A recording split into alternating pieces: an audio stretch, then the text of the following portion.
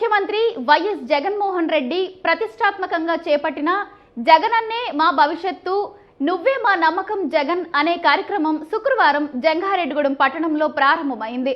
గృహ సారథులు, వాలంటీర్లు గడప గడపకు తిరుగుతూ ప్రభుత్వ పనితీరుపై ఆరా తీశారు.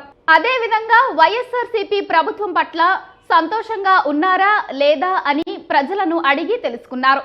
అనంతరం ప్రజల అనుమతితో వారి ఇళ్లకు, సెల్ ఫోన్లకు మా నమ్మకం నువ్వే జగనన్న అనే పోస్టర్లను అంటించారు. అంతేకాకుండా వైఎస్ఆర్ కాంగ్రెస్ పార్టీ అధిష్టానానికి మిస్డ్ కాల్ ఇచ్చి సీఎం జగన్ సందేశాన్ని వినిపించారు. ఈ కార్యక్రమాన్ని ఉద్దేశించి వైఎస్ఆర్సీపీ పట్టణ అధ్యక్షులు పిపిఎన్ చంద్రరావు మాట్లాడుతూ, రాష్ట్ర ముఖ్యమంత్రి వైఎస్ జగన్మోహన్ రెడ్డి ఆదేశాల మేరకు పట్నంలో జగనన్నే మా భవిష్యత్తు నువ్వే మా నమ్మకం జగన్ అనే కార్యక్రమాన్ని ప్రారంభించామన్నారు. ఈ కార్యక్రమంలో భాగంగా ప్రజల ఇళ్లకు వెళ్లి ప్రభుత్వ పనితీరుపై ఆరా తీస్తున్నామన్నారు. ప్రతి ఒక్కరూ కూడా వైఎస్ఆర్సీపీ ప్రభుత్వ పనితీరుపై హర్షం వ్యక్తం చేస్తున్నారని తెలిపారు. ఈ కార్యక్రమంలో పలువురు ప్రజా ప్రతినిధులు, గృహ సారథులు, వైఎస్ఆర్సీపీ శ్రేణులు, వాలంటీర్లు పాల్గొన్నారు.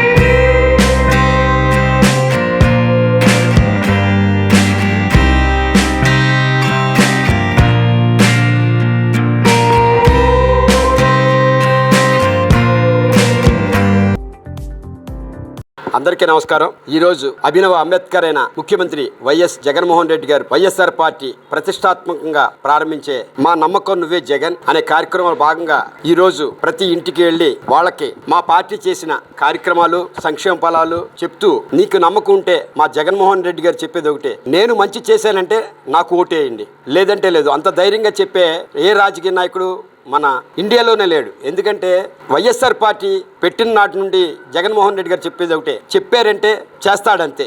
మడమ తిప్పని మహానుభావుడు వైఎస్ రాజశేఖర రెడ్డి గారి తనయుడుగా జగన్మోహన్ రెడ్డి గారు 2019 ఎలక్షన్లో 151 సీట్లతోటి విజయం సాధించి 2 లక్షల కోట్ల రూపాయలు సంక్షేమ కోసం అకౌంట్లో మధ్య దళారీలు లేకుండా, ఏ విధమైన లంచాలు లేకుండా డైరెక్ట్గా అతను అర్హుడైతే అతనికి ఈ సంక్షేమ ఫలాలు అందాలి. కులం లేదు, మతం లేదు, జాతి లేదు, పార్టీ లేదు. ఏ పార్టీ అయినా మాకు అనవసరం, అర్హుడైన వారు ప్రతి ఒడికి అందాలని చెప్పి ఆ సంక్షేమ ఫలాలు ఆయన అందించడం జగన్మోహన్ రెడ్డి గారు గ్రామ సచివాలయాలని పెట్టడం, ఆ సచివాలయంలో వాలంటీర్లు పెట్టడం, ఆ వాలంటీర్ తిన్నగా మన ఇంటికి వచ్చి మనం అర్హులు అయితే ఎవరో చెప్పక్కర్లేదు, ఏ నాయకుడు చెప్పక్కర్లేదు, ఎవరు చెప్పక్కర్లేదు, తిన్నగా నీ పేరు రాసుకోవడం, నిన్ను దాంట్లో ప్రమోట్ చేయడం, సంక్షేమ ఫలాలు తిన్నగా ఇంటికి వచ్చేయడం, అకౌంట్లో పడిపోవడం. ఇలాగ జగన్మోహన్ రెడ్డి గారు ఈ 4 సంవత్సరాల్లో పేద, బడుగు, బలహీన వర్గాలకి, ఎస్సీ, ఎస్టీ, మైనారిటీ వర్గాలకి మహానుభావుడై అందరినీ కాపాడుకుంటా ఈ కరోనా కష్టకాలంలో కూడా మన రాష్ట్రాన్ని ఎక్కడ ఆర్థికంగా వెనకబడకనివ్వకుండా బడుగు బలహీన వర్గాలను కాపాడుకున్నాడు.